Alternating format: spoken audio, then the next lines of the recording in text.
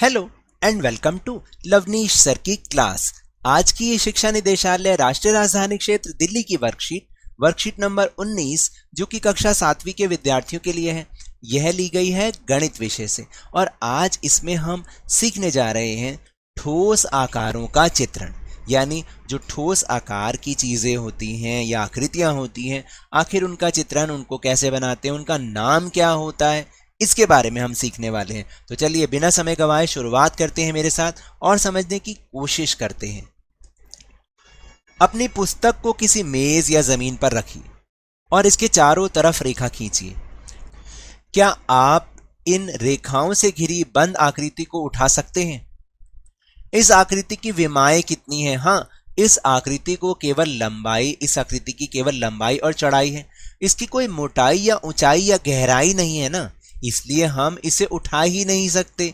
इस प्रकार की आकृतियों को द्विविमीय आकृति यानी 2D कहते हैं, 2 डायमेंशनल। जैसे 3 डायमेंशनल होती है, ऐसे ही 2 डायमेंशनल होती है। क्योंकि इसकी कोई मोटाई ऊंचाई गहराई नहीं है, तो इसलिए हम इसको उठा नहीं सकते ना, जैसे किताब की होती है।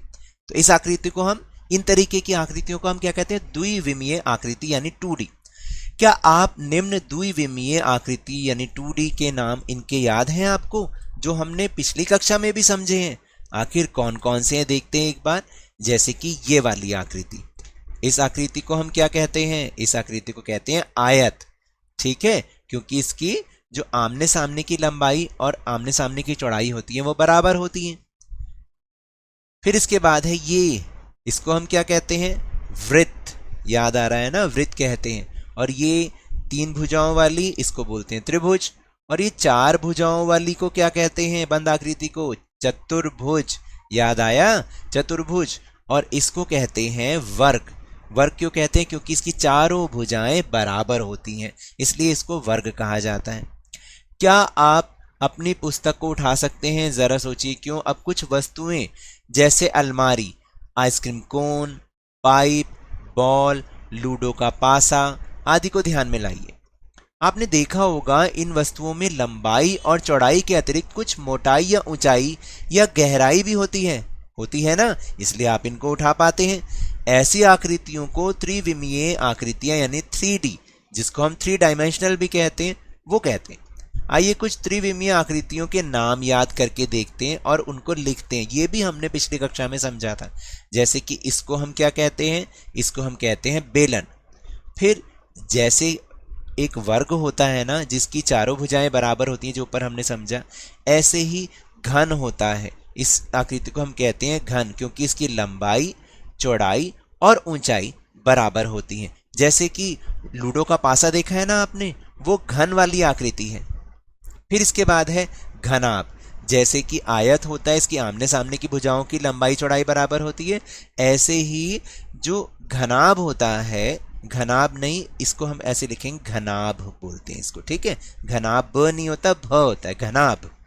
इसकी लंबाई, आमने सामने की लंबाई, आमने सामने की चौड़ाई बराबर होती है और ऊंचाई भी बराबर होती है ना। आमने सामने की लंबाई, आमने सामने की चौड़ाई और आमने सामने की ऊंचाई बराबर होती है, तो इसलिए हम इसको घनाभ कहते हैं। जैसे माचिस की डिब्बी देखी है आपने, बिल्कुल वो घनाभ की आकृति है। उसके बाद ये है शंकु। याद आया? शंकु। जैसे हम आइसक्रीम खाते हैं ना, आइसक्रीम का कोन, सॉफ्टी खाते हो, सॉफ्टी के जो नीचे लगा होता है, बिल्कुल वैसी आकृति है ना। और ऐसी आकृति तो बर्थडे कैप की भी तो होती है। जब आपका बर्थडे होता है तो आप कैप लगाते हैं, तो इसको कहते हैं शंकु। अब इन आकृतियों के नाम अच्छे से याद कर लीजिएगा। जैसे ऊपर हमने समझा आयत, वृत्त, त्रिभुज, चतुर्भुज और वर्ग, ये सारे द्विविमीय यानी 2D हैं। इनको आप उठा नहीं सकते, बस बना सकते हैं, कहीं जगह इसको चित्रित कर सकते हैं। लेकिन ये जो आकृतियां हैं 3D, बेलन, घन, घनाभ और शंकु, इनको हम उठा भी सकते हैं, क्योंकि इनमें ऊंचाई, गहराई या मोटाई होती है। अब हम समझेंगे कि ठोस आकृतियों के भाग कौन से होते हैं, उनके कौन कौन से पार्ट्स होते हैं। जैसे एक होता है फलक। किसी ठोस आकृति के सपाट पृष्ठ को उसके फलक कहते हैं। देखो ये आप देख रहे हो, ये कोना, ये क्या है? फलक है। ठीक है, ये सारे क्या हैं? इसके फलक हैं। इधर भी होगा एक जो दिखाई नहीं पड़ा, क्योंकि ये 3D है ना। इधर भी होगा और नीचे भी होगा और उसके पीछे भी होगा। तो ये सारे क्या हैं? फलक, यानी कि उसके सपाट पृष्ठ। फिर उसके बाद है शीर्ष। किसी ठोस आकृति के कोने उसके शीर्ष कहलाते हैं। तो ये जो आप कोने देख रहे हो ये सारे क्या हैं, ये शीर्ष कहलाते हैं। और फिर हैं किनारे, किसी ठोस आकृति के ढांचे की रेखाखंड या कोर उसके किनारे कहलाते हैं। जैसे ये जो ये है, जो इनको हम किनारे कहते हैं। क्या कहते हैं? किनारे। और एक पीछे भी होगा, उधर भी है ना, ये सारे क्या हैं, किनारे हैं। और जाल वह एक आकृति है, एक वह आकृति है जो किसी ठोस आकृति को खोलने पर प्राप्त होती है। जब हम उसको खोलते हैं तो हमें जाल वाली आकृति प्राप्त होती है। तो फिर आगे की जो एक्टिविटी है वो देखते हैं एक बार। हमने अपने आसपास की ठोस आकृतियों को या ऊपर दी गई ठोस आकृतियों के चित्रों को देखकर निम्न सारणी को पूरा कीजिए। जो ऊपर हमने आकृतियां देखी उनको ध्यान में रखते हुए अब हमें इस सारणी को पूरा करना है। जैसे घनाभ हमने देखा था, तो घनाभ के फिर कितने फलक हुए? फलक आपको याद है ना क्या होते हैं? जो उसके पृष्ठ होते हैं उसको हम फलक कहते हैं। तो 6 होते हैं घनाभ के अंदर। फिर किनारे उसके 8 होते हैं, काउंट करके देखिएगा।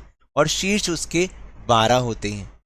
फिर बेलन के 3 फलक होते हैं, 2 किनारे, और शीर्ष उसमें नहीं होता है क्योंकि कोई भी जो बिंदु है जैसे कि हमने घनाभ में देखा था वो नहीं होते।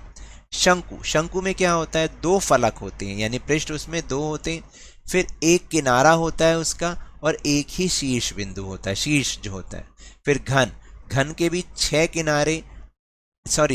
फलक, 8 किनारे और 12 शीर्ष। जैसे घनाभ के होते हैं ऐसे ही घन के होते हैं, बस उनकी लंबाई चौड़ाई में फर्क होता है। घन की सारी लंबाई चौड़ाई ऊंचाई बराबर होती है, घनाभ की वो अलग अलग होती है।